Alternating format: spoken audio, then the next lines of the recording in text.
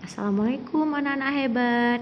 Nah, kita lanjut lagi ya nak pembahasannya tentang organ gerak hewan.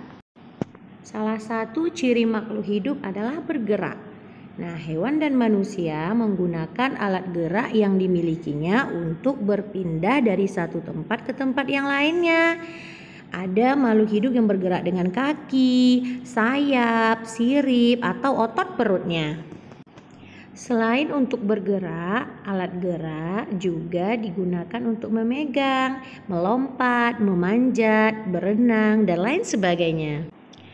Alat gerak terdiri dari dua macam, yaitu alat gerak aktif dan alat gerak pasif. Alat gerak aktif berupa otot dan alat gerak pasif berupa tulang. Nah, kenapa otot disebut dengan alat gerak aktif? Otot disebut dengan alat gerak aktif karena otot dapat bergerak. Sedangkan tulang disebut alat gerak pasif karena tanpa adanya gerakan dari otot, tulang tidak dapat melakukan gerakan. Jadi otot dan tulang bekerja sama saat hewan atau manusia melakukan gerakan.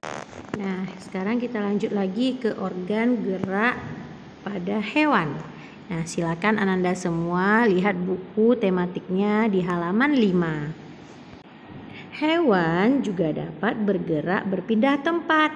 Hewan memiliki alat gerak yang berbeda-beda.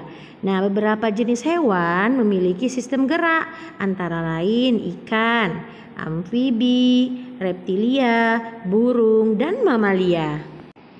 Ikan bergerak dengan sirip. Nah, untuk memudahkan geraknya, tubuh ikan diselimuti oleh sisik yang berlendir.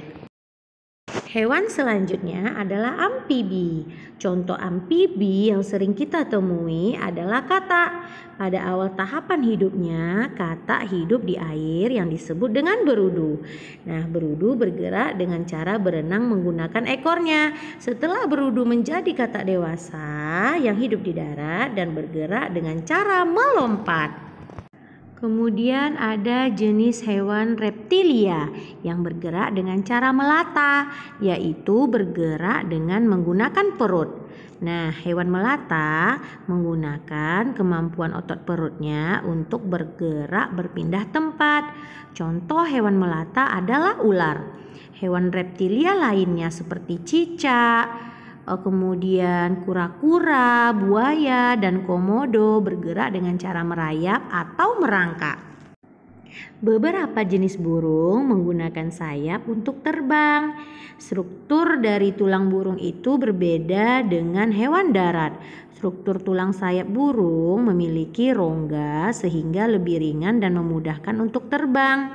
Beberapa jenis burung yang tidak bisa terbang adalah pinguin dan burung unta. Burung juga memiliki kaki yang berfungsi untuk berjalan dan hinggap pada dahan atau mencengkramkan mangsanya, seperti burung elang. Alat gerak pada mamalia berupa sepasang tungkai depan dan sepasang tungkai belakang. Tungkai atau alat gerak mamalia dapat berupa 4 kaki, misalnya pada kuda, kambing, dan kucing. Beberapa jenis mamalia memiliki sepasang tungkai depan yang berfungsi sebagai tangan dan sepasang tungkai belakang yang berfungsi sebagai kaki. Contohnya monyet dan kera. Ada juga mamalia yang tungkai depannya termodifikasi menjadi sayap sehingga dapat terbang, misalnya kelelawar. Nah, mamalia yang juga ada hidup di air, contohnya adalah ikan paus dan lumba-lumba. Nah, alat gerak mamalia yang hidup di air ini berupa sirip dan ekor. Oke, sampai di sini dulu materi kita hari ini ya, Nak, yaitu pembelajaran yang pertama. Saya Hamdalah.